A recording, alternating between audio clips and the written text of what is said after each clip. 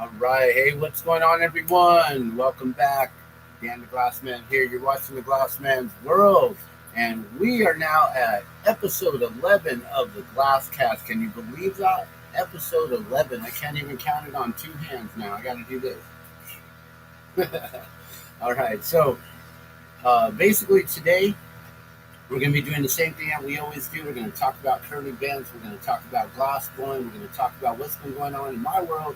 Getting ready for the balloon fiesta and flying with Polar Dawn. We got the cruise shirt on and we are ready to go. So today, guys, it is Wednesday, Dollar Day at the State Fair. We may actually be trying to go to the State Fair today. So if you guys are here locally in Albuquerque, maybe you'll find us there. Maybe you'll see us over at the State Fair. I'm going to try to catch some of my friends performing some music. That's my air guitar right there. and then we're gonna go walk around and check out all of the different exhibits and booths and things like that. Hopefully we'll be able to see the animals. I don't know if they put the animals out during the wet. It's been raining all day and it's been clearing up though, and I think we're getting like little spot showers here and there, so we'll see. But you know what, we need the water, right? Why? Because water is life and every drop counts. That's right, you guys. Mini with Choni.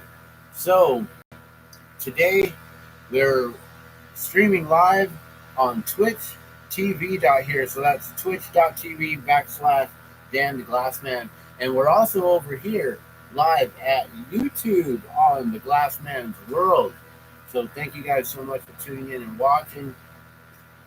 I was already on Twitch and we were about to get started on making some things, and I realized, I may not have enough oxygen to even make glass today, which really sucks. I used to have a generator that I could bounce off of. There is a tiny bit of pressure in the tank, and so I am going to do my best to make a hot air balloon. I told my friend that I would try to attempt to make this today, and probably what I should be doing is trying to go get oxygen, but we're going to attempt to go to the State Fair, so we'll have a delay on blowing glass for another day or two. Hopefully I can get on the torch by this weekend, because tomorrow I'm working in the morning, and then we'll see what happens in the afternoon. And then Friday, I think I'm busy as well. So we'll do what we can to get oxygen before the weekend, before Friday, and maybe tomorrow. Let's see what I can do. Okay, so we barely got any oxygen. I'm going to get started. We're going to make a really quick, simple spiral, one color spiral. It's going to be pretty easy to do. And let me just get my little striker here, and let's get the torch on. And we're going to use a little cobalt blue and create a spiral balloon, a flatback style balloon. I'm really hoping that we have enough pressure in this tank, because it's reading 0 and the pressure is dropping, so we'll probably be having to drop the propane as we bring up the oxygen and try to get this melted down. I don't know if I'm going to be able to pull this off, you guys, so this is going to be a little hard to attempt to do, but we'll see what we can do, right? Hey, look at that. That looks like a wonderful pile over there. Oh, I should put a background there, huh? This area looks nice. Oh, hey, don't look at that stuff over there. There's a big old pile. So basically, I am working in our storage. It's our second bedroom that we've converted to a storage space, basically. And yeah, that's what I'm doing. That's where I'm at. Okay, we're going to go with the Cobalt 4 and clear glass. We're going to simply attempt to make one that I already had made, and he really liked, so he actually acquired that one. And so I'm going to attempt, well, it wasn't a balloon, it was something different, so I'm going to attempt to make that. I'm going to spiral this out here.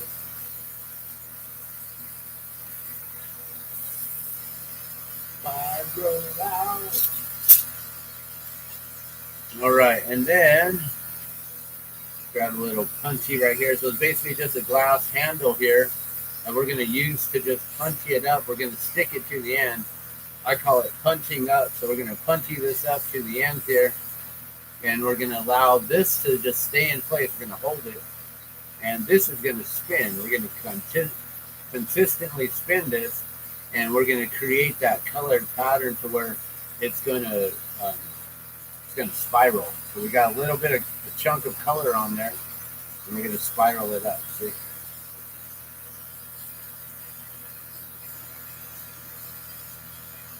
I just need to get this hot enough, and like I said, the oxygen is running down as we're working this. So this is just, now we're playing like a game of like a race against time or something.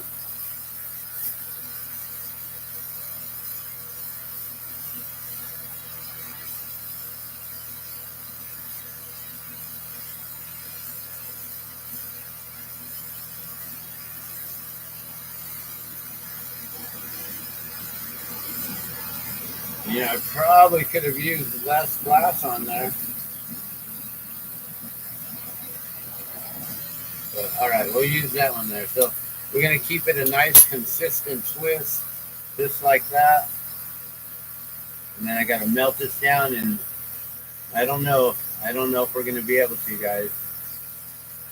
And it takes a lot of work to actually flip this and take this off.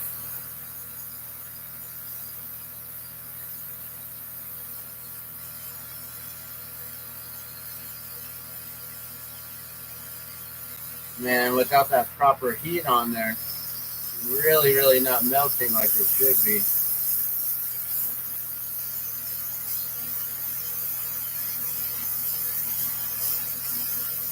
Trying.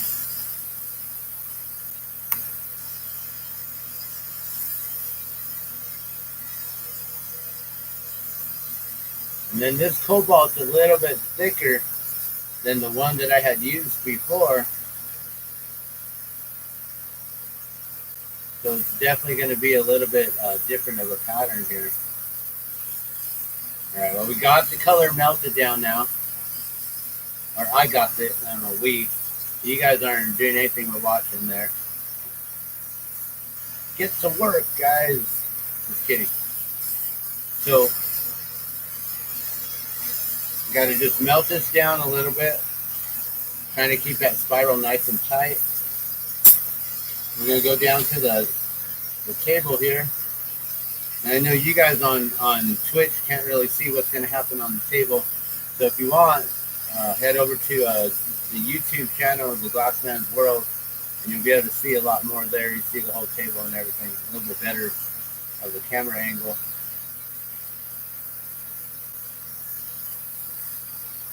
I just need to figure out how to mount the camera a little bit further back, and then I'll be able to set you guys up in a whole different angle.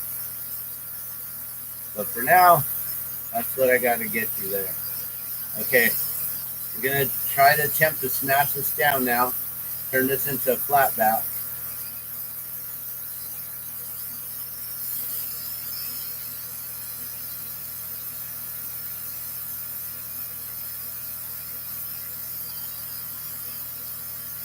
All right, that's a little bigger than I was expecting, but that's all right.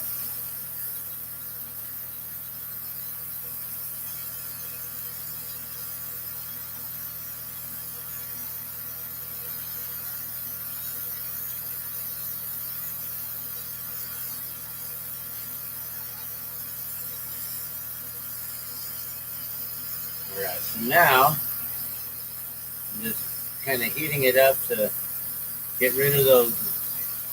From the table, it creates these little pulling marks, but you can see now that beautiful spiral pattern there.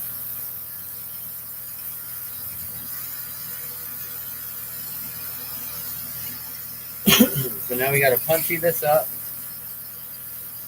Maybe we'll have enough, guys. Doing my best here.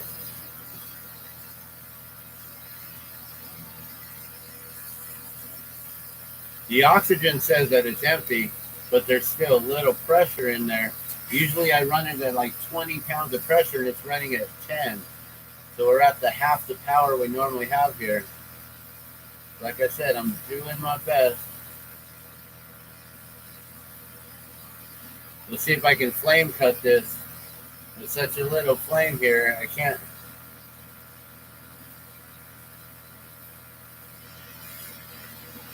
Alright, it's moving around. This will work.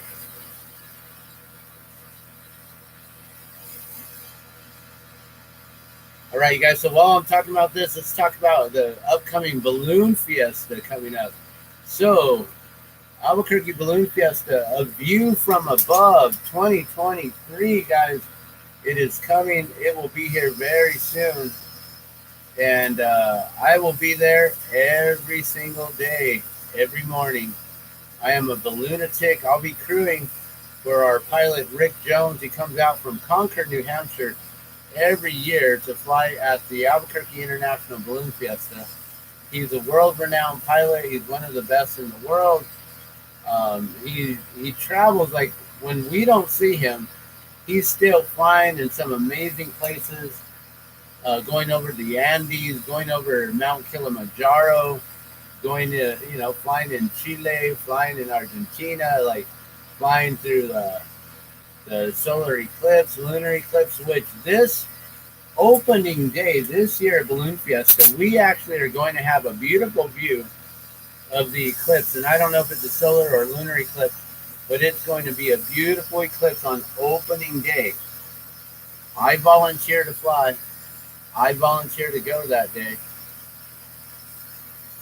So our crew, we have a lot of beautiful, loyal members of our crew team, and we have a lot of fun every year. And our pilot, Rick Jones, he has room for one other person to fly with him. So we, as his crew members, he takes us up as a payment, as a token of his appreciation, as a thank you for crewing for him and making sure that everything is good and he flies safe. He puts his life in our hands, and when we go up with him, we put our life in his hands. We trust each other that much, guys. Ballooning is an amazing thing, but it takes a lot of experience, a lot of time, a lot of coordination, a lot of prep work, and just a lot of teamwork. It's a beautiful thing. If you guys want to ever experience working on a crew, you're welcome to come out and find us. We're usually flying the first ones in the morning, dawn patrol. We're usually flying, we're unloading at 5 a.m. So come find us at 5 a.m. Before 6 o'clock, because that's when we fly. The best time that you will easily be able to find us is when our balloon inflates right before that 6 o'clock hour, and then we get ready to launch. And so if you come and see us, you'll be able to see our balloon inflating and everything. And we can probably use your hands on deck and help out with something, if anything, at least with crowd control and keeping the crowd back. So that will give you the opportunity to have front row view of our balloon and watching our crew. If you're a photographer, it's one of the best things to do is just help us with holding the line back. And and that's about it. Like I said, find us between 5 and 6 o'clock, because at that point, once we take off, we jump in the van, we load up what we need to. The balloon's gone, so everything that's in the balloon is gone. We load up what we need to take in the van, and then we go chase them. And so for, an hour to 3 or however long they fly, we are on the ground, walkie-talkies in hand, and we are chasing the balloon all over wherever the winds may carry it. And we could be patient and just wait at the park until finally it says, okay, I'm going to try to land. But, you want to try to position yourself, and the river gets in our way as far as there's only like 3 areas that we can get over the river besides way down south. But mainly the the main part would be like the like Central, the freeways, and then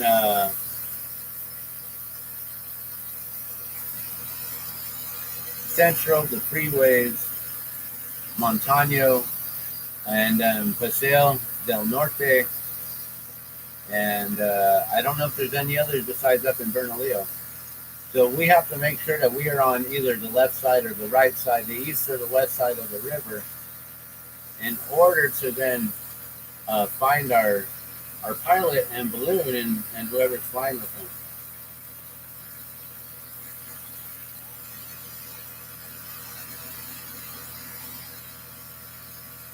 All right, so now we take off the punchy. This is crazy, guys. I am like, we're right here at the very, very verge of running out.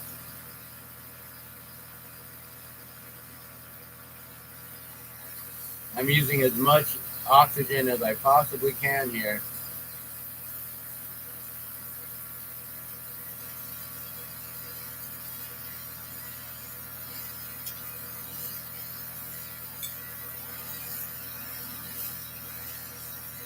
So yeah, it's so fun to be able to crew and everything. And then when I'm crewing, then I get to be on the field with all the other balloonists and the pilots and everyone.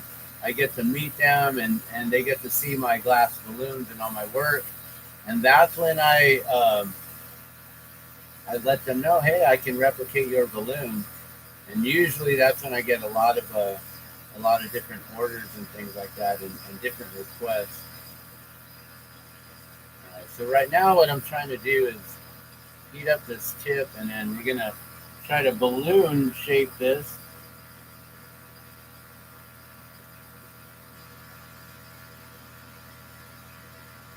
Just like that. We're going to barely have enough, you guys. This is crazy. You see how the flame is just messing with me, right? This is really like we have enough for one piece, and that's it.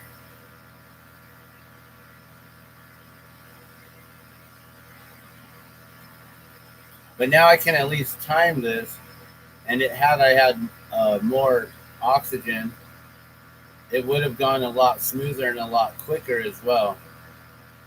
But these are going to be a production style that I'm going to make. I'm going to make as many of these as I possibly can for my friend to replicate the ones that he was really loving, and several more, many other different styles and patterns. But there you have it.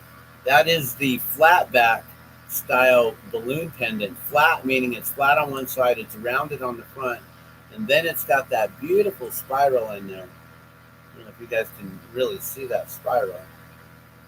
There you go. So now we gotta take it off, and hopefully we have just enough flame here to do the punchy, or yeah, well the punchy and the loop on top. This is crazy. Whoa, I don't have any more oxygen. We're at that point, guys. Gotta do this as quick and smoothly as possible, because if I mess it up, it takes longer to correct things. So let's not have to do that.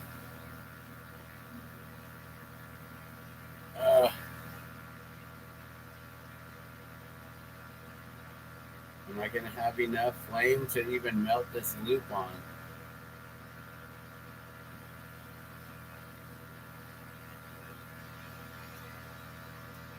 Just enough. This is crazy.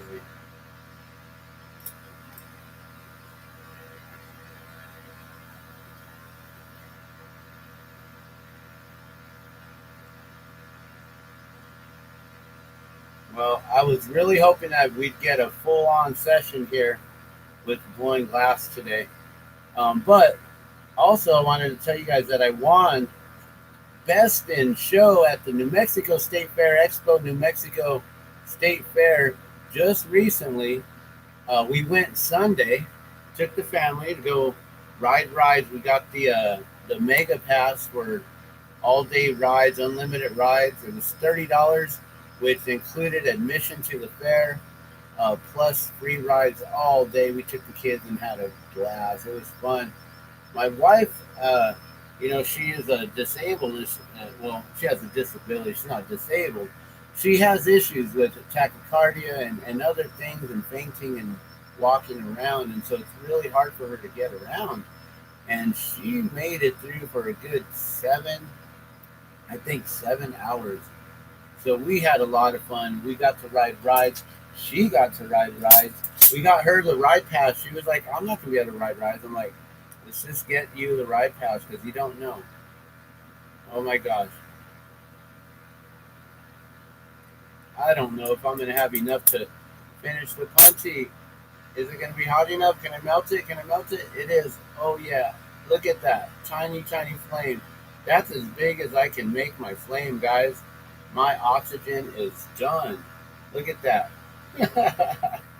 That's how little of a flame I had. That's as much oxygen as I had. Usually my flames at least, like, wow. All right, let me show this off. So there you go. That is the finished spiral balloon right there. That's a beauty. And that is very simple, and we'll see how long that took. I believe 20 minutes. So that's not bad at all. And like I said, if we weren't messing around with the heat and everything over here, I would have been able to make that a lot quicker. That was high. All right, you got the kiln on for one piece of glass, huh? All right, you guys. So, with that being said, let's talk about everything. So yeah, I won Best of Show for my collection of the original 13 hot air balloons from 1972, and I replicated into glass to look like the one that I was just showing you guys there a moment ago. So they all looked like the 13 original balloons, but then I replicated them. And let me show you what those 13 look like.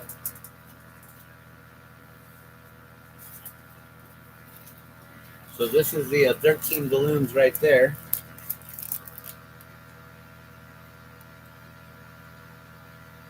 And I replicated each and every single one as best as I could. There's one in there that's got a lot of colors and all crazy. So I did my best. That one was so crazy. So this actually was the souvenir that I purchased, a special pin. So I got this pin right here. This is actually the life-size pin size of it right there. And I put the pin in the collection. I hope that it stays there and no one tries. I hope no one tries to steal anything from that box, because it's like you can easily just do this and be like, oh, thank you. So I really hope no one does that. But if they do, they do. Whatever. Then I just make more, right?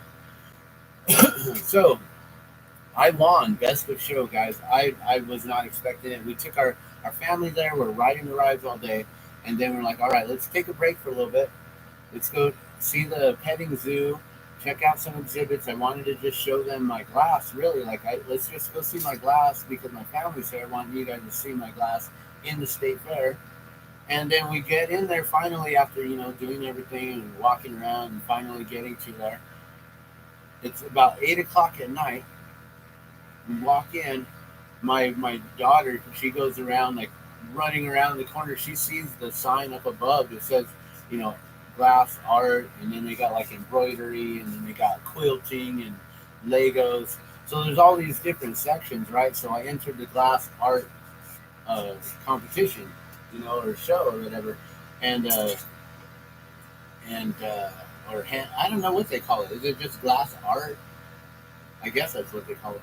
And so she runs around the corner there. She sees it before, and we come around the corner, and lo and behold, I won. I actually won the Best of Show. There was a ribbon, a purple ribbon, that was up on the wall, and my case of glass was on the table there, kind of pushed up against the wall. But the ribbon was like dangling just barely like that, like just barely touching on my glass.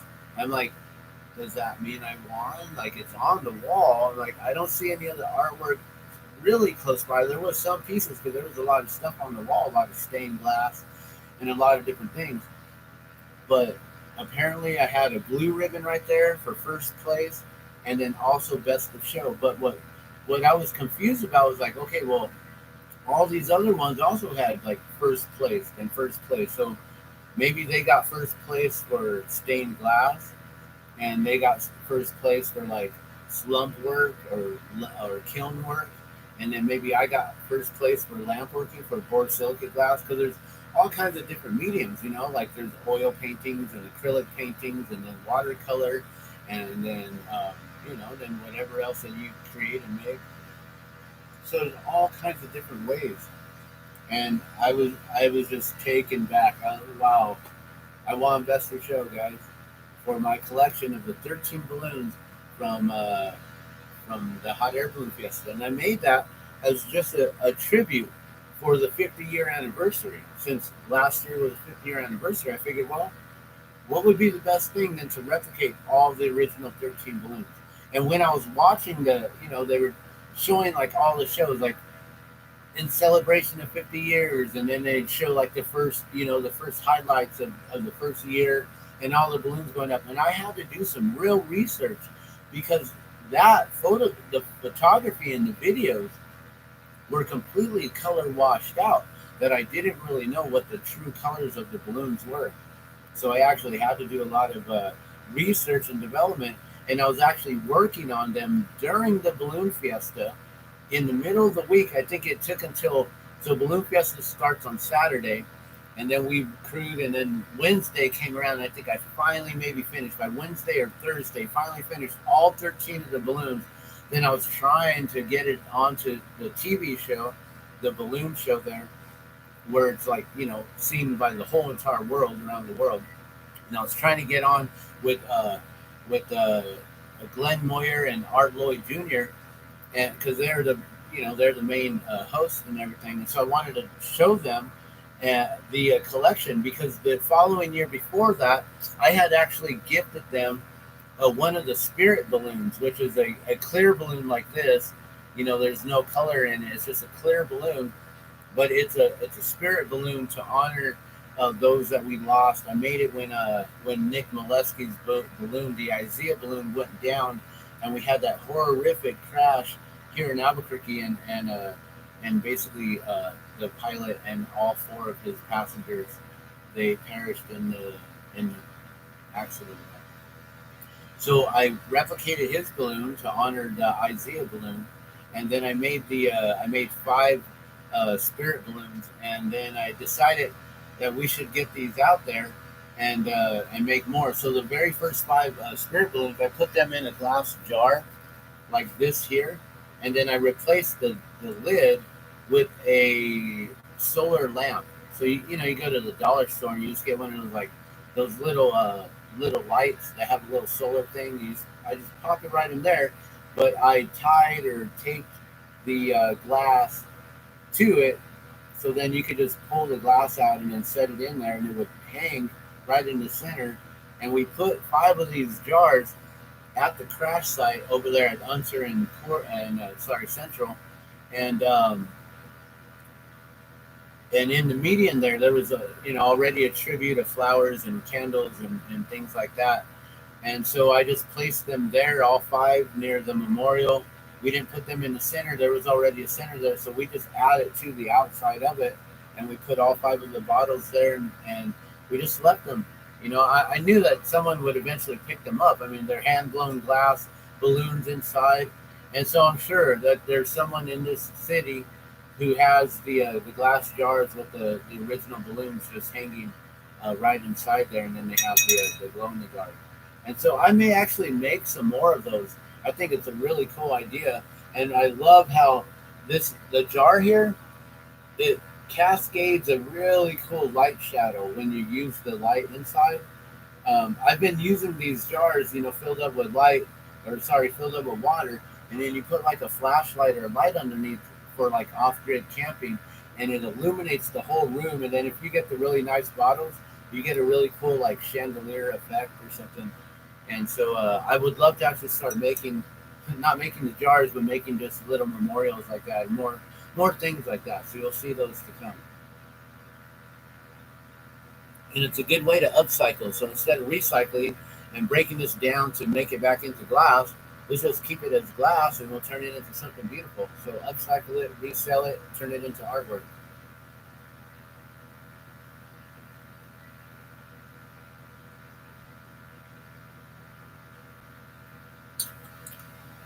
I don't know what this guy is doing over here. Blowing glass or something. But this guy right here can't blow glass because there's no more oxygen. Well, look at it. You can't even hear it. Usually it'd be all it's horrible. So let's move on. So Balloon Fiesta starts the first weekend of October. We will have the solar or lunar eclipse happening at the exact time. It's going to be amazing, guys. So we'll be going up with Polar Dawn. You can find us also if you find us early in the morning. You'll be able to see the polar bears. So that's the top of our balloon is the mama and baby polar bear, and on the top of the balloon, which is the crown, there's a round blue piece of fabric material that is actually it is velcroed on and in, and it holds in place and it caps the balloon. That's actually the vent. So when you open the crown or you open the vent, you can release some air and allow the balloon to come down, or then you can close it back up and then it'll reinflate with the heat and things like that. So there's so many cool things that comes with ballooning and crewing and that whole week. So, and then this is going to be probably the first time in history that Balloon Fiesta opening day happens with an eclipse. So that's going to be pretty intense, guys. And I volunteer to fly, Rick. I'm telling our pilot right here, I'm like, hey, Rick, I want to be in the basket with you when the eclipse goes. And so, but I don't know. We'll see. You know, maybe he's already got someone in mind that he wants to do that spectacular flight with. We got some amazing balloons here as well that we're making, and we're going to have these for sale. At least $20 and up. I might bring my prices up because glow-in-the-darks are no longer available. I'm the only one in the world who replicates hot air balloons this small, and from balloon cards. You know, we have I don't know where they are. We have balloon cards somewhere, and so we use the balloon cards to then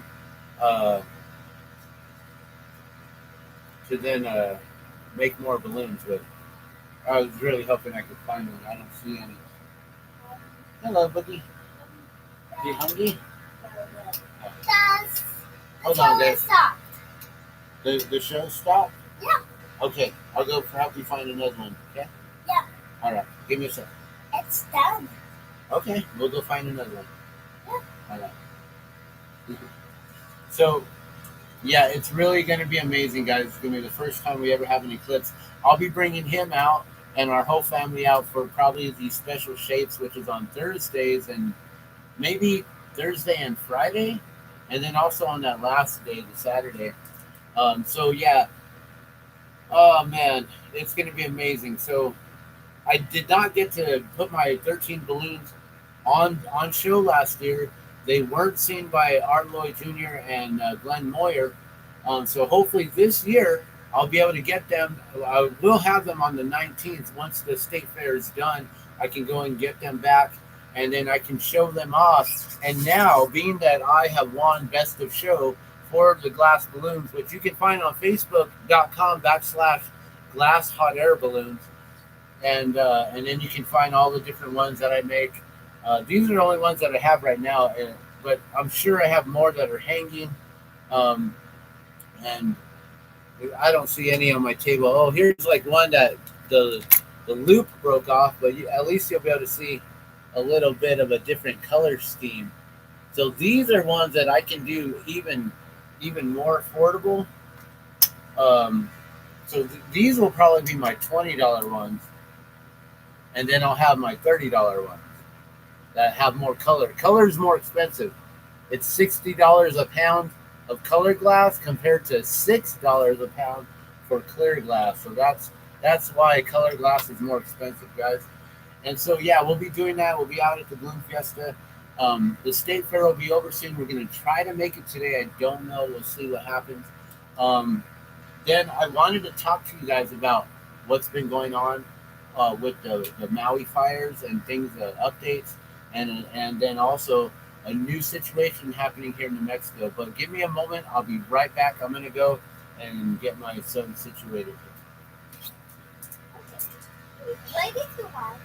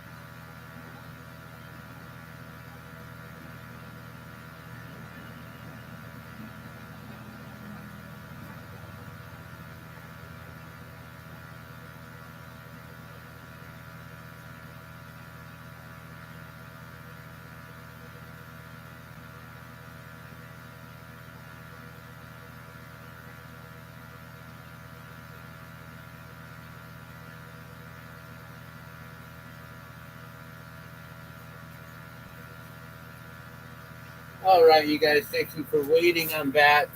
So I just needed to turn on the TV again and shut itself off once the show had finished. So I want to talk to you guys about what's been going on recently.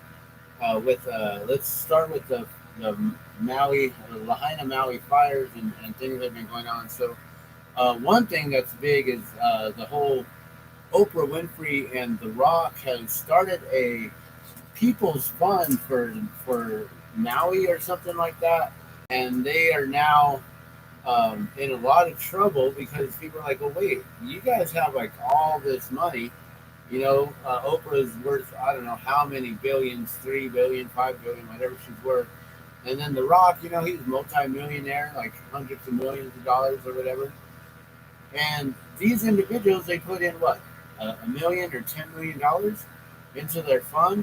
And so people started looking into this fund. And they found out that it is connected to like was it like the fund for the Hollywood elite or something like that. And then they go a little bit further and find out that they've only raised $4,000. What happened to that 10 million or 1 million or whatever they put in? What happened to it? They've only raised $4,000. So did they put 10 million in?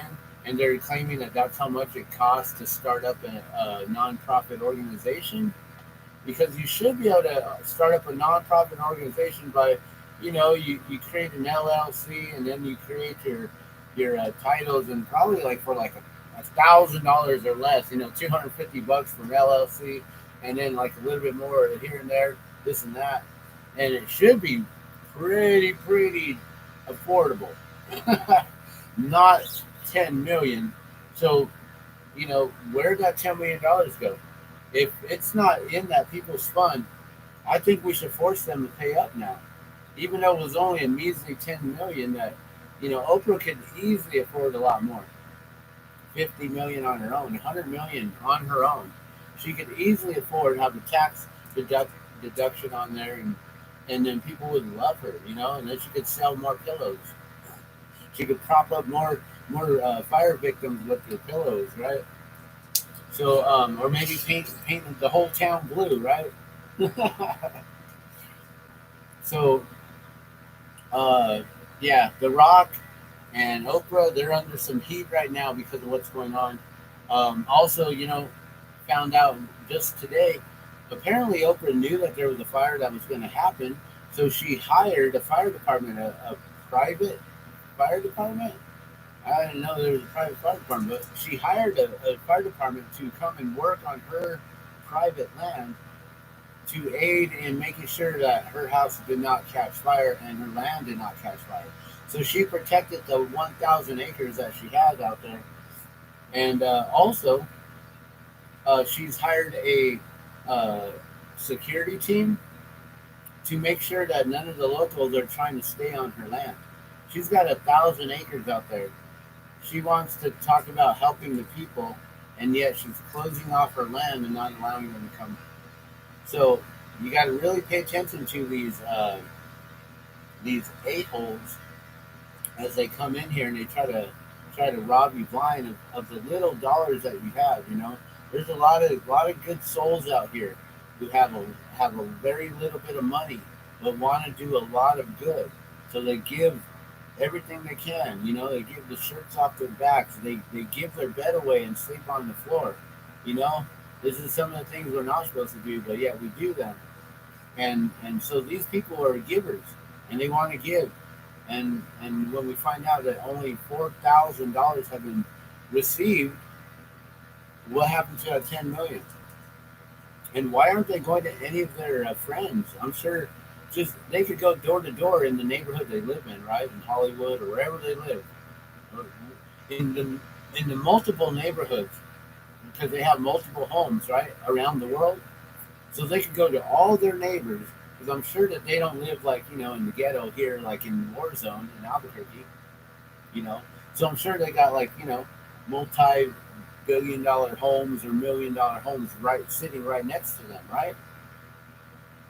So their neighbors got money. All they could easily just you know shoot them an email. I'm sure that all their neighbors know how to reach them. They know how to reach each other, or maybe they're standoffish and they don't really like to help each other in that way. But yet when they go on camera, they say that we're all here for the people and this and that, right? So why aren't they asking all of Hollywood, like instead of the people, hey, this is the people fund and we want the people to fund it? How about, hey, this is the people's fund for Lahaina, and we want our elite, our our cohorts, our constituents, our individuals that we work with, our business partners, and all these people, lawyers, anyone, producers, managers, their attorneys, their directors, everyone, Hollywood producers of all sorts, movies, uh, music, cartoons, anything, everything, art curators, whoever, people who have money, they they all go to the same things. They all go to the same nightclubs. They all hang out at the same places. They all know each other. So why are they coming to us and not going to their people when they know they got money? They know they got money. They could easily, they could in one day. It's going to cost 3.5 billion to between 3.5 billion to $5.5 billion to rebuild all the homes of Lahaina. 3.5 billion is what I heard is going to take to purchase all of the mortgages, to pay off everyone's mortgage so they own their land free and clear. 3.5 billion. So that was from Eric West from Hawaii Real Estate.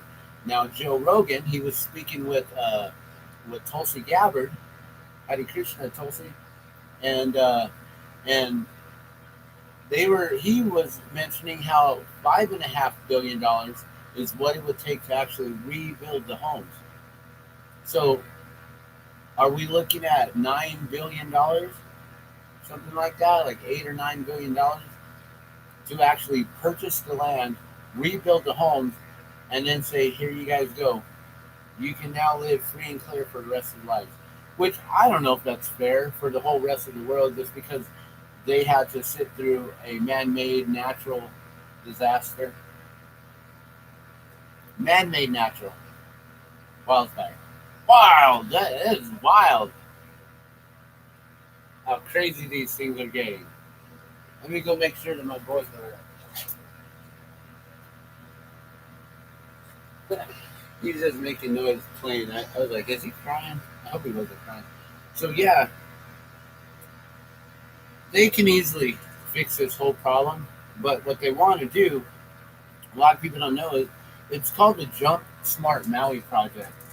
Let's just take a look here and see if I can pull anything up on the Jump Smart Maui Project, because I haven't done this yet. I actually have. I've looked at information and things, but I've never gone live with you guys and said, "Hey, let's take a look at the Jump Smart Maui Project." So you guys look this up, Jump Smart Maui Project, right?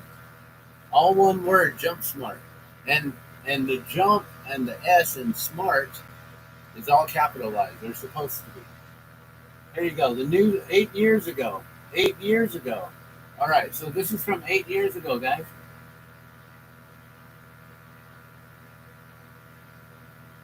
Hitachi.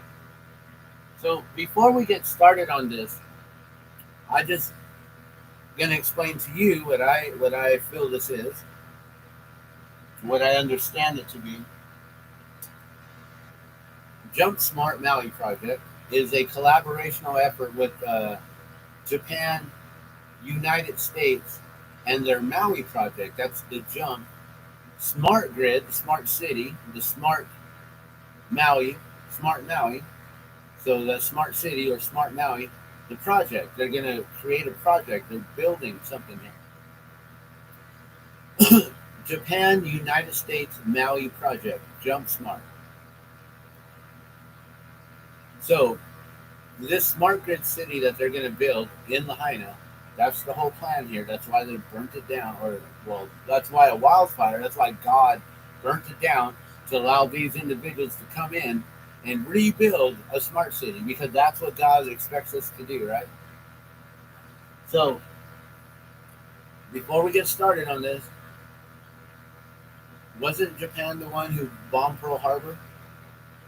Are they going to now utilize this as a way to say, this is our way to pay back, to apologize for anything and everything we've ever done to the United States? And now we want to help you build back Lahaina and help build back better, the build back better, Wow. I did that. Sorry. Hare Krishna. And so the build BBB, or in other words, it's got the other numbers to it. Lowercase b's, what do they look like? That tells you there. And so they're going to build back better with the United States. Japan's going to apologize for bombing Pearl Harbor. They're going to say, we're sorry. We want to do our best to apologize by making it up to you, by building back Lahaina. And we're going to do all this amazing smart grid technology. We're going to make sure you don't have any more gas fire stoves. You will have all electric stoves. And they won't be just electric. They'll be smart. They'll be connected to the whole entire grid, the smart grid. It'll all be like Bluetooth capability and all this stuff, all crazy, right? And I'll be connected to your your Ring cameras, connected to the 5G towers, all connected to the police stations and the whole Skynet and everything. Terminator, I'll be back. Well, he's coming back, but in a whole different form right now. Skynet, you guys look that up as well. So Jump Smart Maui project, it's real. You guys can see it right here. I don't know if you can when I play it, but let's have a listen. Or try to. And I could probably shut this off here, the fan I'm talking about. That way we don't have to have it so loud.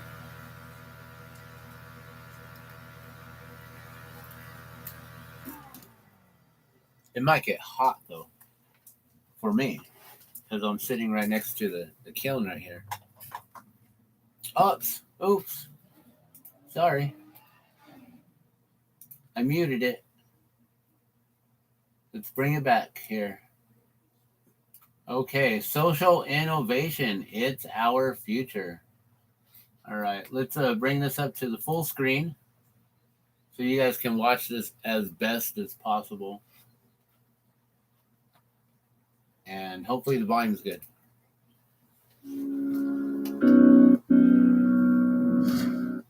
Why can't we pull energy out of thin air? No matter where you go around the world, reducing our impact on the environment and decreasing our dependence on fossil fuels is on everyone's mind.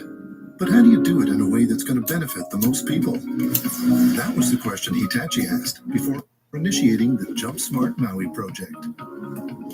This initiative demonstrates how electric vehicles, smart grids, and renewable energy like wind and sun can benefit Maui's residents, and it underlines the positive impact that Hitachi is making on the environment. It's our future. It's our future. That's it right there, guys. Here's another one. This one's 5 minutes long by Hawaiian Electric. I haven't watched any of these, guys. To help solve our state's ongoing energy challenges, our Maui Electric team has been working with energy partners from Japan and the United States on a new smart grid demonstration project, Jump Smart Maui. Mahalo ke apua e na ohana no PV no EV. Almost a year since its debut, the Jump Smart Maui project is addressing the challenges of modernizing our smart grid system and building a clean transportation future for Hawaii.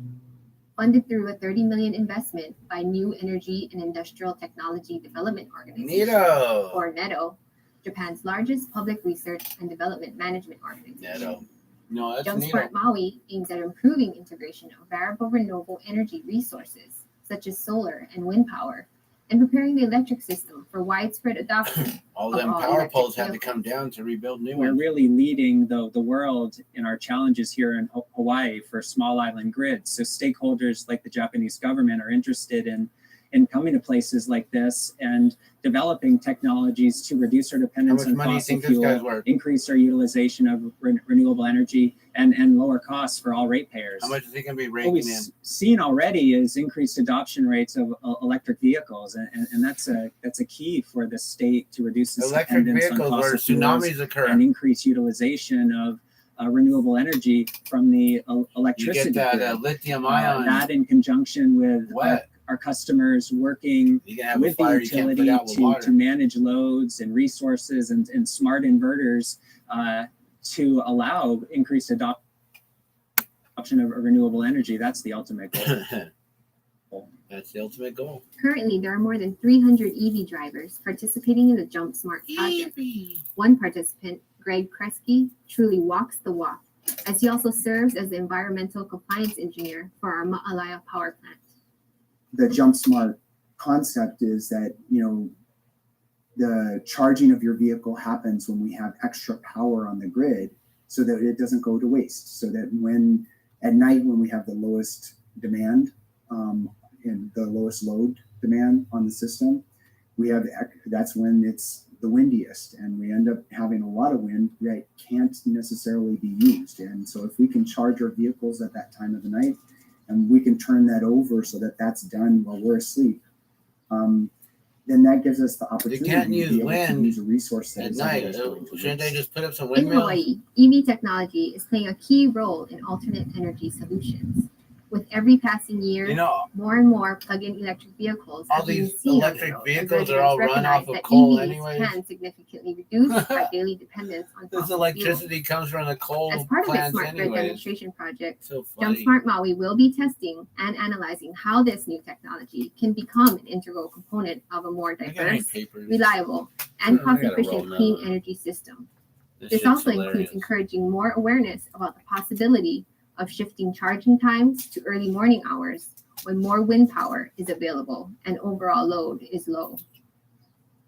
To support the EV movement, there are currently 5 JumpSmart Maui DC fast charger stations that have been set up across Maui. Fast charging, Developed by Hitachi 90 Unlimited, minutes. they represent the most advanced EV charging technology Man. available on Maui today. I'd rather be DC able to fast chargers to can fuel conveniently up in recharge the 9 Nissan Leaf minutes. EV up to 80% in about 30 minutes. Like, all right, go By shopping. contrast, Go most spend other your public money charging now. stations on Maui are level 2 technology and may take from 4 to 8 hours to fully recharge an electric car. According to Hitachi, up to 20 Don't get JumpSmart your Maui fast batteries charger wet. stations are expected to open at strategic locations on Maui by 2015, providing a solid network of rapid charge stations for the Leaf and other EVs equipped with a DC fast charge port. The next phase of the project will include home volunteers living in eligible Kihei areas of Maui. Currently, 40 eligible households, I'm gonna go get including some 10 with paper. electric vehicles, are being recruited to participate in the project. Once residents agree to participate, specific energy data will be transmitted through state-of-the-art equipment installed in their homes. As part of this phase, our Maui Electric teams have been working very closely with members from Hitachi, who are currently stationed at the Maui Electric Kahului base yard.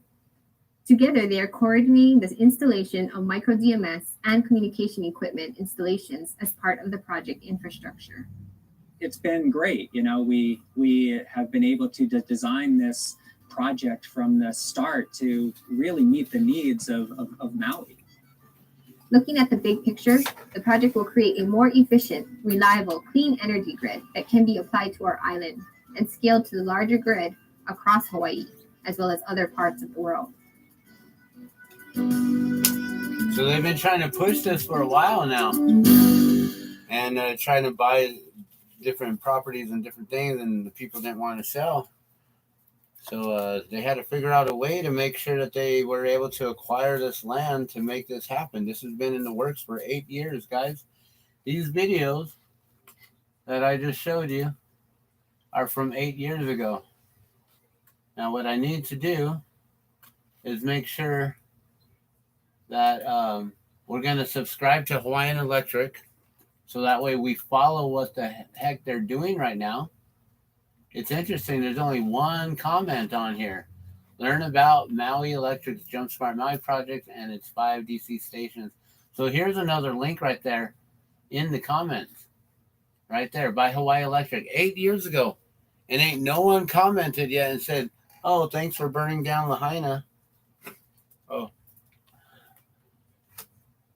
So let me also add this. So this is what I do, guys. When I watch these videos, I find the stuff that's all pertinent, and it connects the dots. It can, you know, it helps us to see the broader picture, the bigger picture on it. I'll make sure that I'm adding this to the Maui Fires playlist.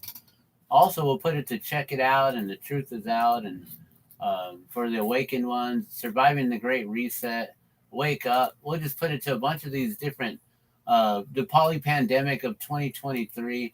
We'll just make sure that they're in all the different playlists that they should be in, right? And that other video, you know, I probably should have shared that one too, but this is a little bit better. It goes into it. But yeah, the first one, I'm gonna move this out of the way here. This is making a mess. This first video here, I don't need to replay it. But it was just short and sweet, like 46 seconds, right? Hitachi brand. Why can't we pull energy out of thin Hitachi air? brand channel. Okay, so we No need matter to where you go around need the to follow world, Hitachi reducing now. our impact on the environment and decreasing our Now, if you dependence want on to make fossil money fuels off is of on this everyone's and off mind. of people's But how do you plight, do it in a way that's and going to stuff. benefit the most people? That was the question Hitachi's Hitachi probably asked really good before stock to get initiating the into, as JumpSmart well as Maui Neato project. or Netto. This as well as initiative all the demonstrates how others who electric are involved vehicles, here, smart all grids, those different and vehicles, renewable energy like Nissan, wind all and the sun can all the benefit different Maui's charging residents, hubs. and it They're going to underlines the push this positive on us impact whether that we like it Hitachi or is not. making So on the environment. it's going to happen. If you want to make money off of this, you can. I don't have any stocks. I don't own crypto. I don't have a bank account. I'll just put that one into Maui Fires. All right. So there's a lot going on, guys, as well as the Kilauea volcano in Hawaii and the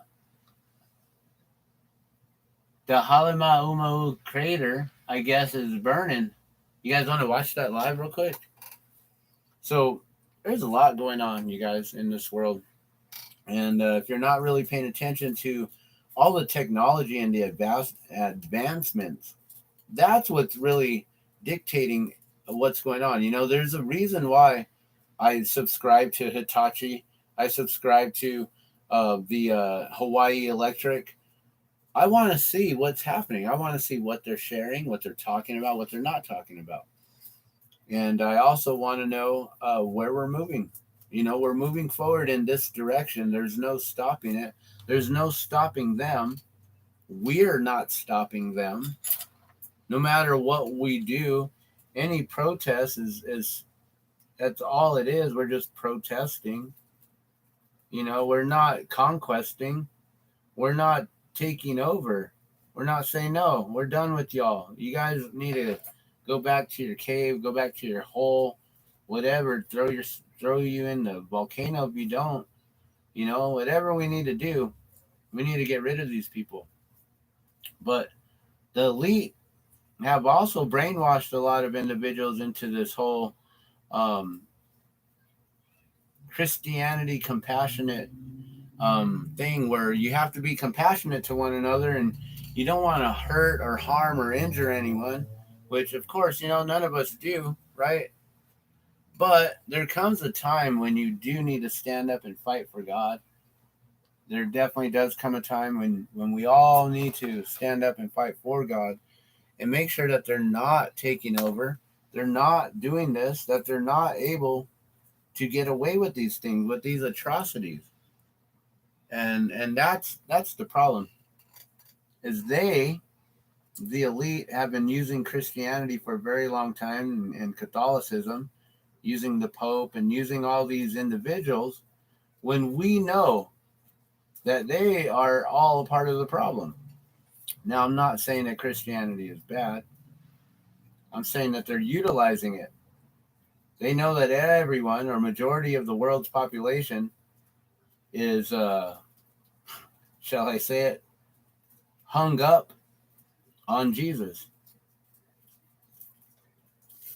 And they won't go any further into history beyond 2,000 years ago.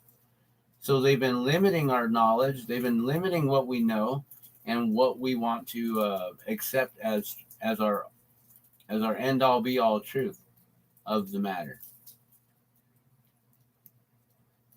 And I know what I'm saying right now is not going to be agreeable with probably like 99% of you. But I'm not here to play into. I don't care whether you like me or not. I'm here to talk about truth. And I'm here to just open up your eyes to some things that you may not be thinking about. And I'm not saying to go against Jesus and what he stood for, because I love Jesus. And you know, he's my brother in arms, in God, all through God. We're all born, all created under God. All things are created under God. And that includes you and me. So we're brothers and sisters in this whole thing here.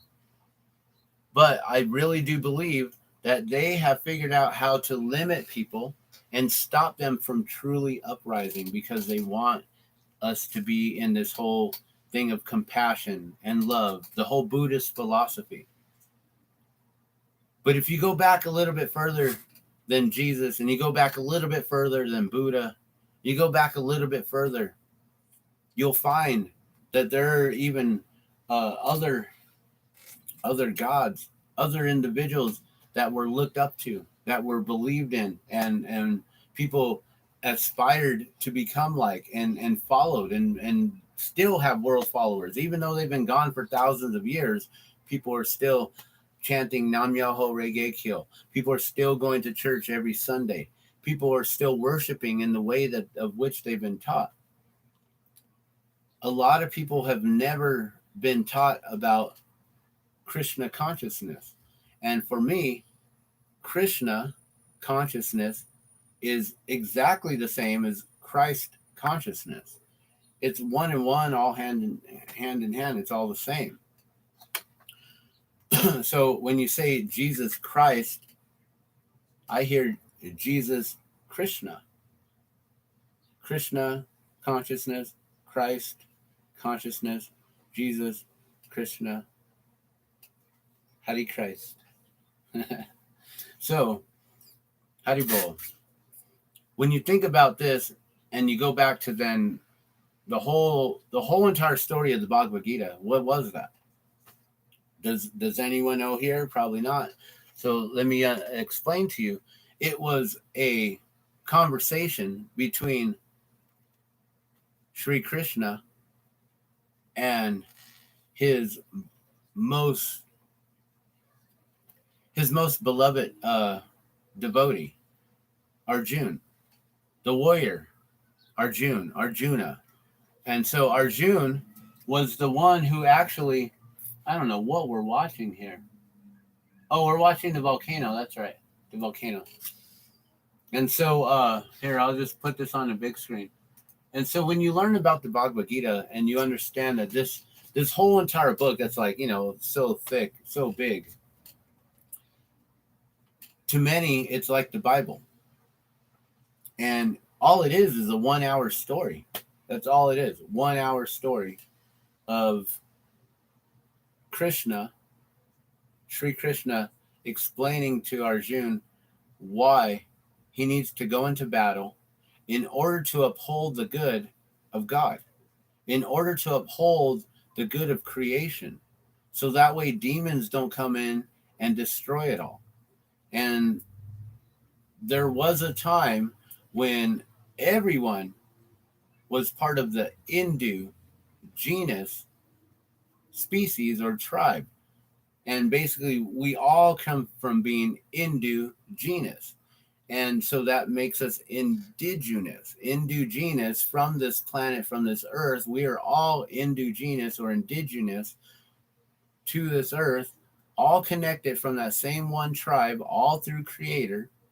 But the religions or the followings of the textbook religions, it's not orthodox religions.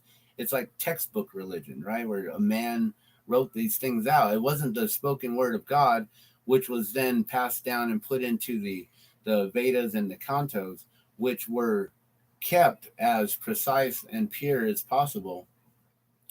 And then from that time on, then the word of God was basically bastardized and eventually was put into the form of the Bible. And so that's why, there's the questions of, well, why did they leave certain books out? The book of Enoch, the many books of Daniel, all the different books that they left out. Why were they taken out? And why do they not want us? And I'm talking about like the elite, the draconians, the Illuminati, those who work with the Vatican, all of it. Why do they not want us to know the whole truth? And why do they keep us to only 2,000 years ago and only to worship Jesus, but not going back further to Buddha, or not going back further to Krishna, and not going back further to Lord Chaitanya or to Rama or all the way to Vishnu? Why are we limited to only 2,000 years? And why are we limited to just that one religion? And it's pretty much become like a whole world religion. They go around and they practice these things. Like there's one lady, we were talking about the fires, right? And there's a lady, I don't remember her name, and I don't really care to even remember it. But I've been following her. Apparently she's got donations to go to Maui. She took that honor upon herself to ask people for donations so she could get a free vacation to go to Maui, because the people are hurting there. The businesses are hurting, and we understand that. So she's taking everyone else's money, and now she's saying, well, I'm going to use your donations, and we're just going to go and spend it, and we're going to splurge. We're going to go have a good time. Now, I haven't seen her actually like handing out like Eric West, you know, where he's got, here's $250,000 check, bam. Here's another $250,000 check, bam. You know, here's $25,000 to a family, an individual. Here's, you know, like what he's been doing to these people, or to help these people in front of the camera, you know, without no, you know, it's all transparency. And I don't know like how much funds she's getting. She hasn't shown how many donations she's received. She's not keeping anything transparent. She's going over there, and actually she did give someone like a few $100, I think. She gave someone a few $100 to help out. I don't know how much it was. Maybe it was 1,000. And she made them pray the what is it called? The sinner's prayer. And like I have to accept Jesus as my Lord and Savior. I have to keep him. Like, wow, you're gonna force them to do the sinner's prayer and then give them the donation. Like they have their whole Hawaiian kingdom that they believe in, and the whole entire aloha spirit, which, you know, is like Krishna or like Christ. Aloha, it's all that same. It's all engulfed in the same love of God. It's what it is. And so, you know, I don't know. I find her to be a little bit raunchy, and I'm going to be following her because of that. But she's also like uncovering a couple things, and then she's not. And then, you know, she's had 2 interviews on the video, and talking about how all the children are safe because those 2 individuals, their children are safe and they're okay.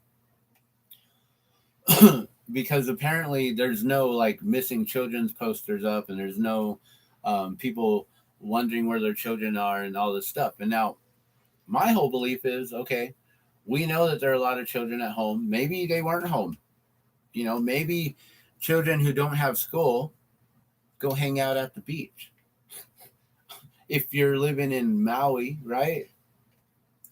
Maybe they were already on the beach, and maybe a lot of them had the water to run to and were safe, right? And maybe not. Maybe there's some children who are too young to be walking around, but then hopefully they weren't too young and just left there alone, you know? Like, please, I hope you didn't leave your 5-year-olds alone, right? And then if you did leave your children at home, and maybe they're, you know, maybe they're of age, 11, 13, 15, whatever that they're of age, and you know that you're way over here on this side of town working, right? And the fire is going, and whether or not they got out or not, as parents, you're probably going in to try to save your children, getting caught up in that. So if your children got caught up in that, and then you got caught up in that, well, maybe that's why we're not hearing of a lot of grieving parents, because maybe the whole family is perished. Another point that I have to make, and I keep reiterating, and we're going to stop this soon because we're already at an hour and 15, but I do want to cover what's going on here in New Mexico before we go with our governor. But one thing that I need to reiterate is, since the second week, the news has been claiming this as the second deadliest fire in U.S. history. And then the first week they were saying it as the second deadliest. By week number 2, they were claiming it as the deadliest fire in U.S. history. So I had to look it up. What is the deadliest fire in U.S. history, right? Even my 11-year-old, I'm telling her these things, and she's like, well, what's the I'm like, I'm getting to that. Hold on. She's asking these questions right away. I'm just like, good. I'm teaching you well. So she's asking, well, what's the largest fire in U.S. history? Okay, let me show you. So then I show her the facts. I'm like, it's not the Great Chicago Fire like I thought. I thought for sure it would have been the Chicago Fire. No, it's a place called Peshtigo, Peshtigo, Peshtigo. And sorry, I'm missing teeth, so any of the S's I'm going to be slurring, and I got, yeah.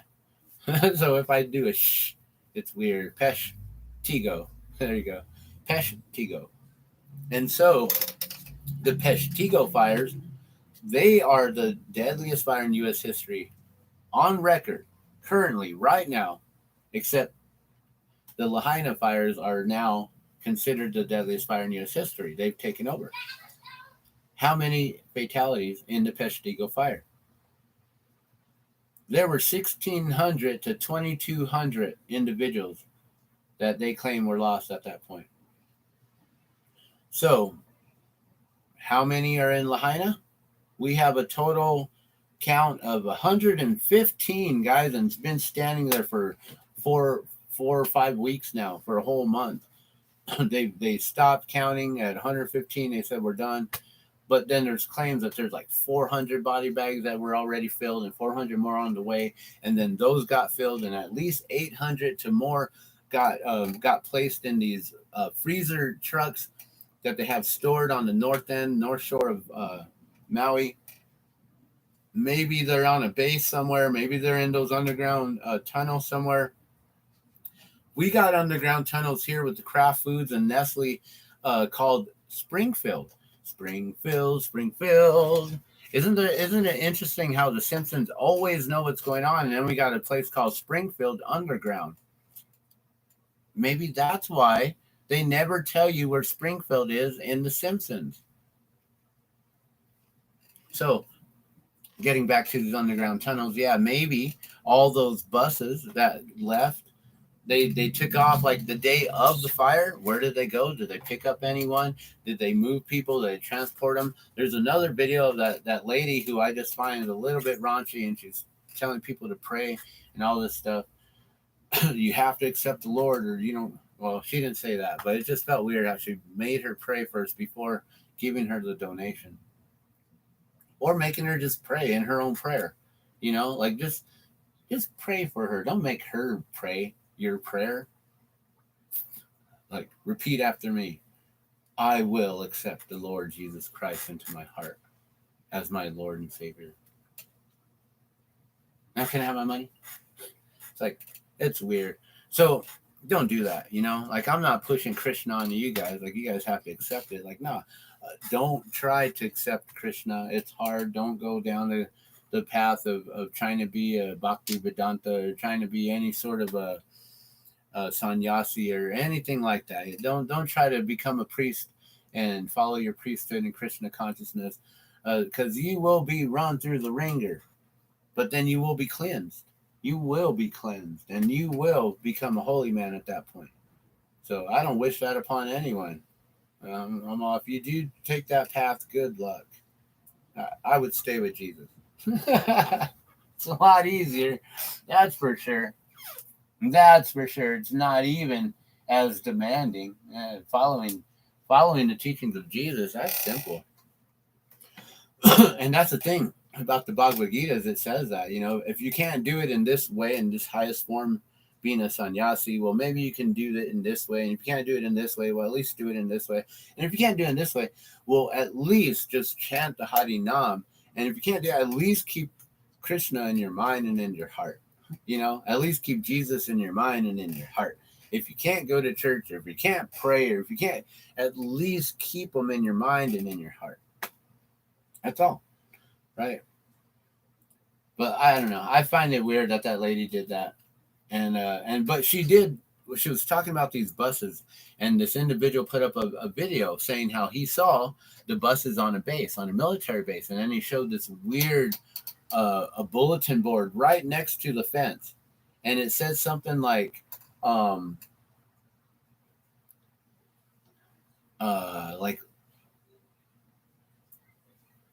become happier by adopting a teen, and then something about create your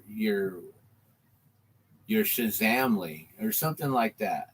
Your Shazamly. Shazam. Isn't that movie that they said never existed? And then they created some weird character that looked like the Flash, or I don't know. And so, I'm connecting all kinds of weird dots here, guys. So she basically said, 2 people that she interviewed claims that the children are fine. So this guy with the video shouldn't be claiming that the buses were there and that they took any children. And I'm not claiming that they took any children. I'm just wondering, why are those buses on the base? Did they use them to transport any military? I thought they had their own military vehicles, but maybe they had to use the buses, the school buses. I don't know why. Maybe they brought in the National Guard and set them up and deployed them into every single entrance going into Lahaina.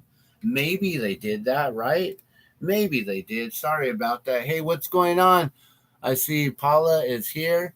What's going on? I'm doing good. We're just talking. This is the GlassCast, episode 11. Ding.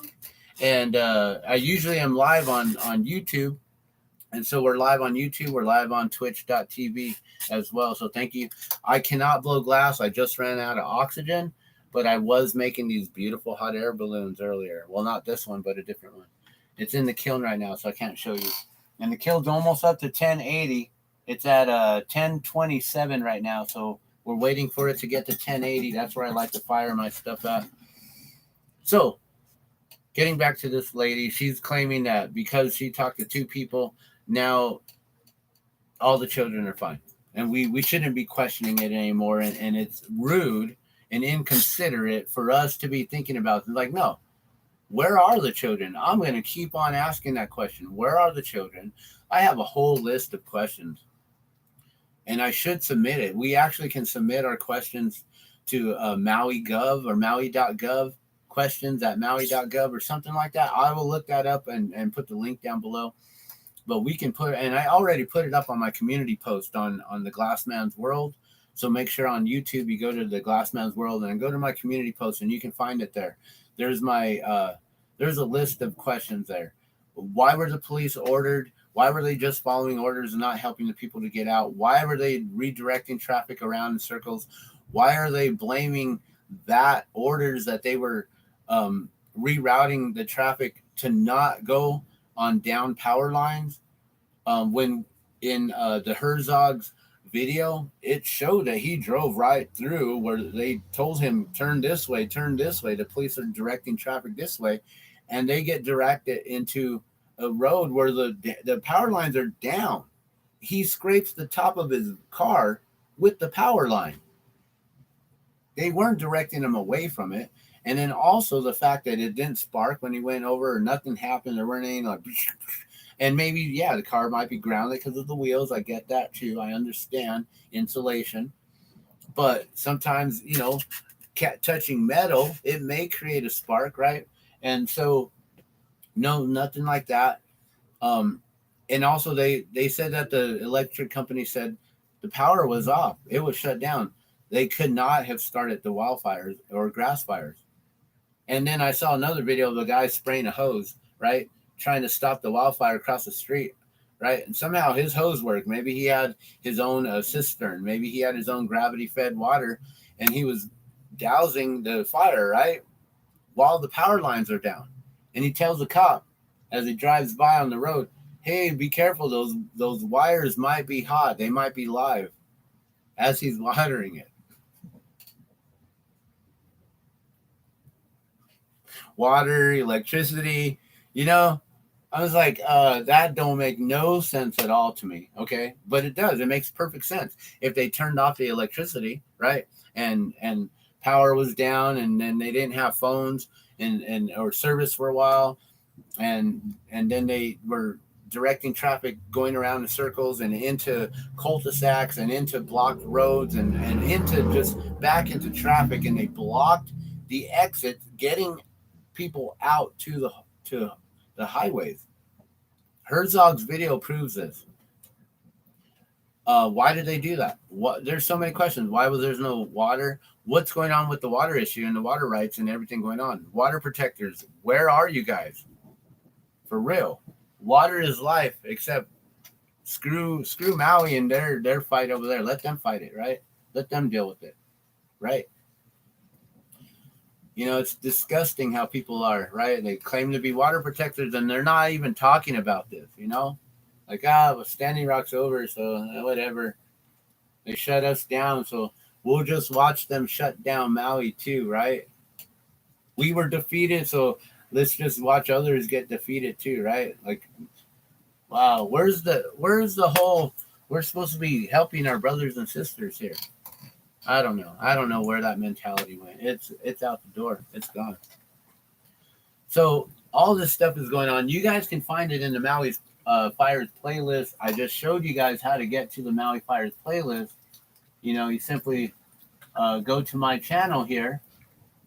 And also, so I want to talk about what's been going on with our New Mexico governor. There was supposed to be a protest also on 9/11, which, you know, we always got to remember those we lost in that wildfire, or what do you call that? Whatever happened there with the Twin Towers, the World Trade Center. They can call it a plane or whatever. But we always got to pray for all the lost souls, all the people, all the individuals, everyone who was hurt and continuously getting hurt now from all the cancer and everything, from people going in there and all the dust and everything and what had happened there. There's so many people who are succumbed to that. It's raining, guys, and it's thundering, and it sounds beautiful.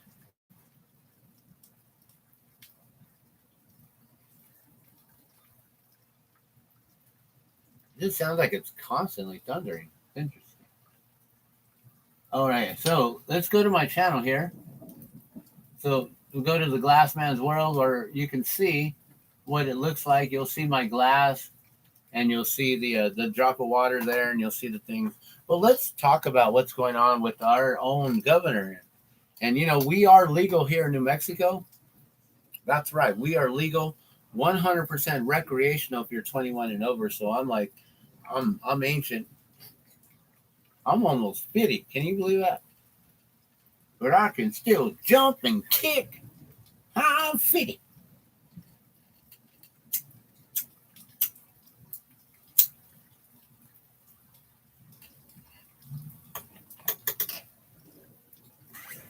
So welcome to the Glassman's World. This is what the page looks like. You'll see the water drops here, the cobalt ones, and then the clear ones here. And then you see my logo here, the Glassman's World. 756 subscribers. We are moving on. We're still gaining more subscribers every day, I believe. This is beautiful. Also, I got my link here, thedropofwater.square.com, where you can go and check out my site there. And I don't know if that's it. I believe it's thedropofwater.square.site. I need to change that, make sure you go to the proper place. But when you get here, I would love for you to go to the different playlists and all the different things here. But on the homepage, you'll see that we're live right now, right? A few of my playlists. We got the Maui Fires here. The Truth Is Out. Gardeno Glass. Glassman Live. All my music, if you want to hear me playing music and things like that. Emergency. Severe national weather alert. A flash flood warning is in effect for this area until 5:30. This is dangerous and life-threatening situation. Do not attempt to travel unless you are fleeing an area subject to flooding or under an evacuation order. Evacuation order right now in effect, guys. We just got that. We're not supposed to travel emergency either. Alert. You just got that? Yeah, it woke me the fuck up. We woke you up, huh? Woke me the fuck up. Sorry if it was beeping over there. I didn't even know. Sorry, love. So no fare today because can't go anywhere. Dollar Day. After 5:30. All right, so I want to talk about this other new playlist here. So we got these past live streams, right? And one of my playlists here is New Mexico. Well, one of my last live videos here, I got only 13 views. I streamed it a day ago, just yesterday. 40 minutes. New Mexico governor ban impeachment and lawsuit playlist. So I actually have a playlist, guys, for what's going on here in New Mexico. So if you want to follow everything, starting with her antics of her news conference and her coming on there and basically trying to suspend. She's not doing what she's trying to do, but she's trying to suspend the U.S. Constitution's Second Amendment, which gives us the right to bear arms. We don't need any laws telling us we got to do this or do that, right? The U.S. Constitution already gives us the right to bear arms in case we have to fight against a tyrannical government, like a governor who's trying to get rid of the Second Amendment, right? So now it's time for all of us to grab our arms. I don't have arms. Oh, I got these. I don't carry a gun, but I have other means. So we got this New Mexico gun ban 2023. I want to share this with you guys so you guys know now. There is a playlist on the Glassman's World, so you can go and check it out. You can follow everything that's going on with all of these different. Oh no! Hold on. Let me get back here.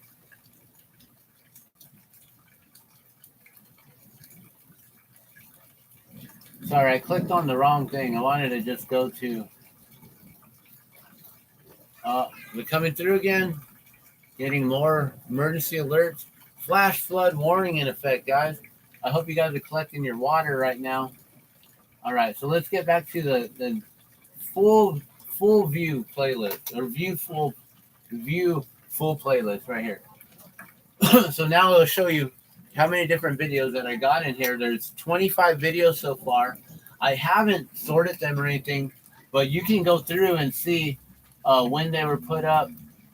This is the Governor Lujan Grisham holds a news conference on gun violence. So she's talking about gun violence, and then she declares a public health emergency in order to create a Second Amendment suspension.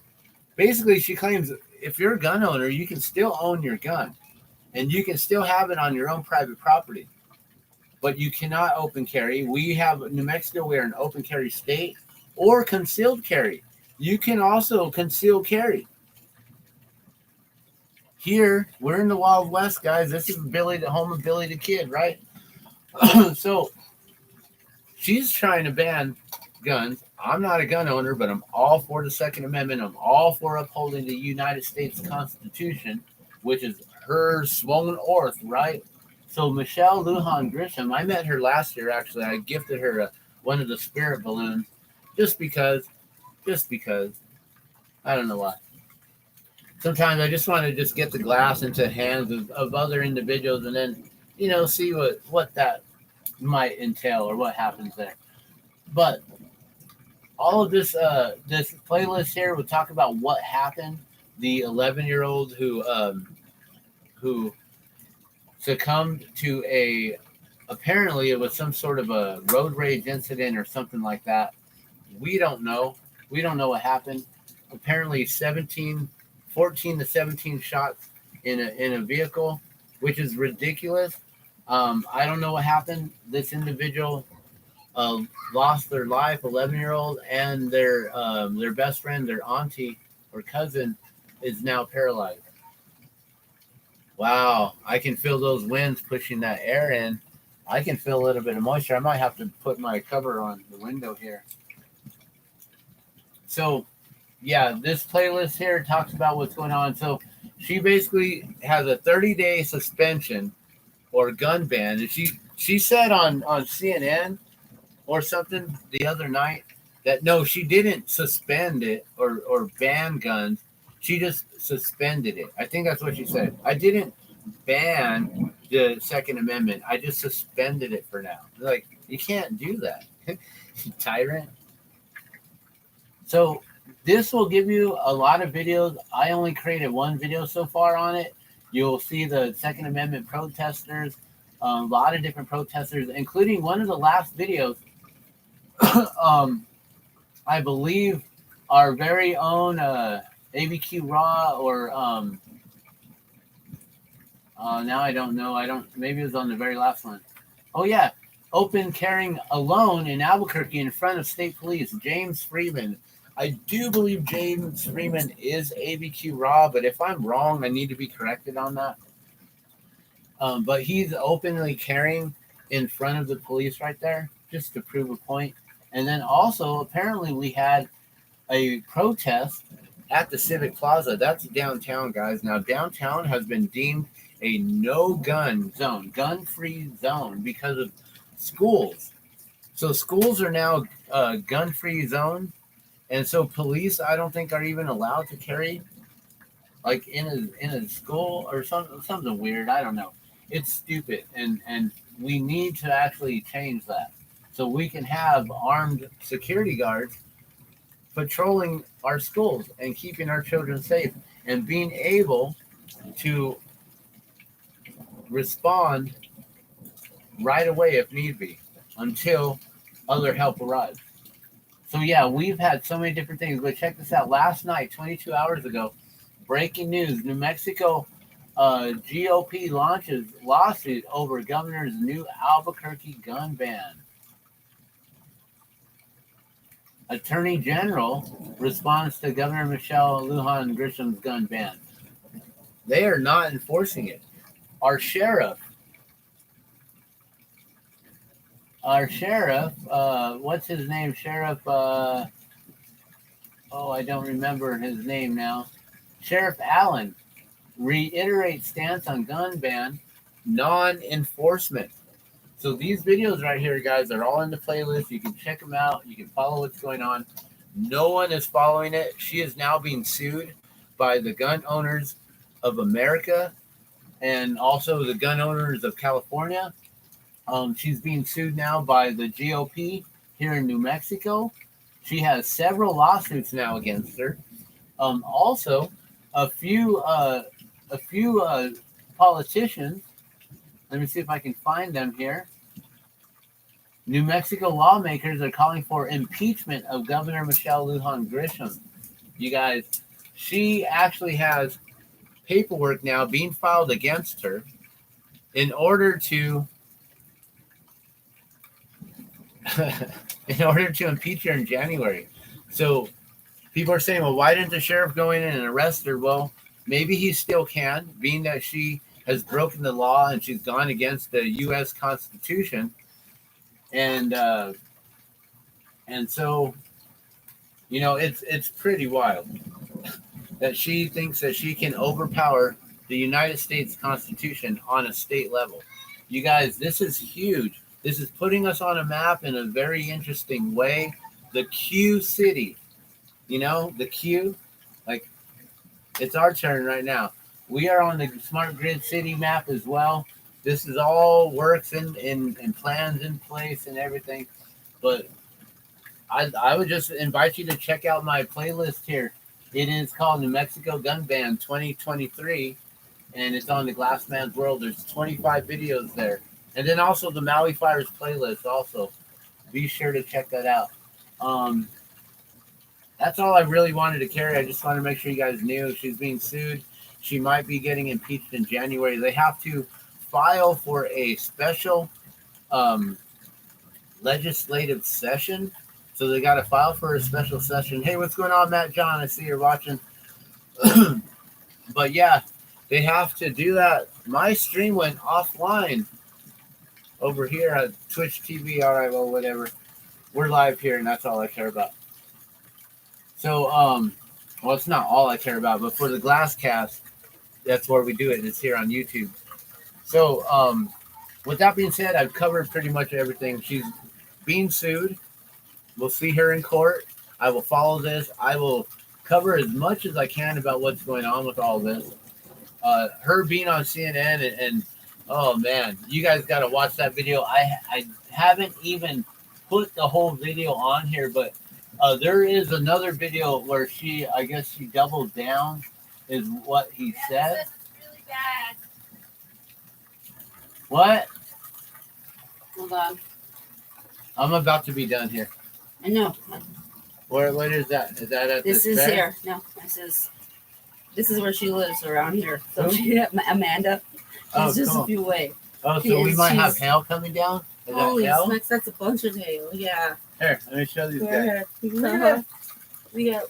They got so much hail. All that white is hail on the ground. Right? And she asked if we were at the fair right now.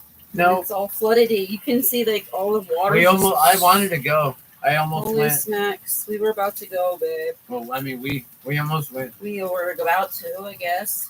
But I Maybe took a later. nap. Maybe later. We'll see how. Oh, your friend's performing at 7. Her name is. Oh, yeah, that's Kristen Rad Yeah. with Clark Libby over at the Main Street Yeah, bar Christine stage. at Beer Garden. Yeah, she's a badass violinist, and he's a guitarist, and they have a pretty good band. And I haven't seen them perform in a really long time. I bet you right now the lead and coal are completely like a river right now. Yeah, I bet you our street, Southern, It already looks down the bad. way right there, is probably a river. They call it the Southern River in the ghetto out here. So I can probably go show you guys in a little bit another live stream on the breaking news alert weather. Oh my God, how's it looking where you're at, Matt John? Hey, I don't know how or who to contact this year, but I know that there is a Luis. Is his name Sanchez? Luis, and I don't even think that's right. He's a musician, but he also works with a lot of business individuals and different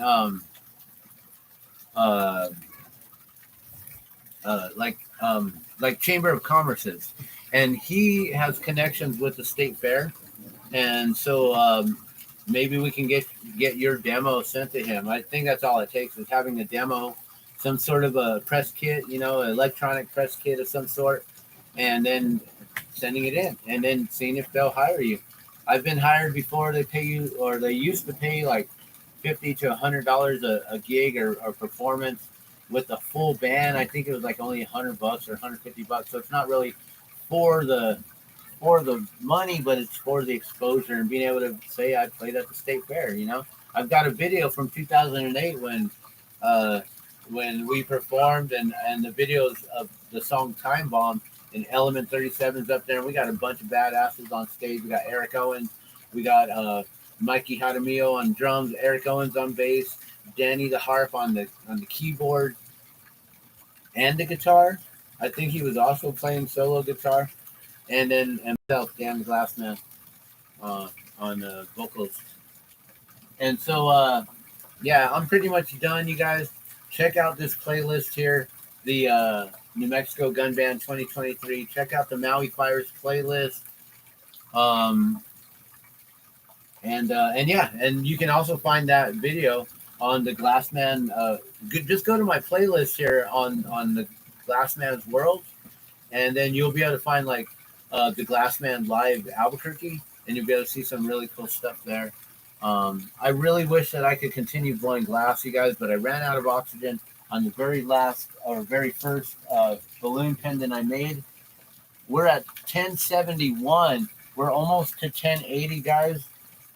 I don't know if there's anything else to be said. Oh, because I won best of show at the state fair, I was hoping to go there today to take a video and show you guys.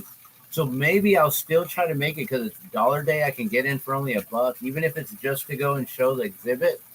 Maybe if my family can't go and if it's raining too much, maybe I'll still brave the weather and go out there in the crazy rain, and just to go and get the video of the best of show. I want to show you guys all of it and everything, and in the room and on display and everything there. So I may still try to do that today, even though it's raining, and I'm sure that they're probably shutting it down, right? They'll probably be like, "Why are you coming in?"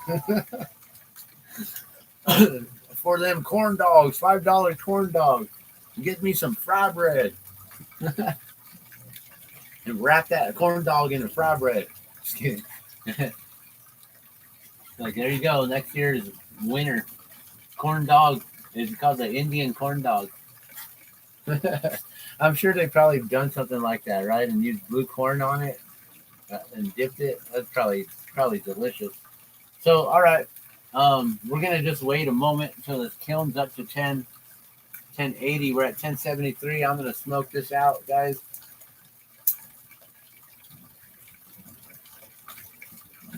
But because I won Best of Show for the collection of the original 13 balloons, 13 hot air balloons from 1972, I replicated them in glass, and so it's a whole collection on display at the State Fair in the Creative Arts Building, which is right next to the big old slingshot that sends people up. Like, so you should be able to find it. Just look for the slingshot, and then there you go. The entrance is right there.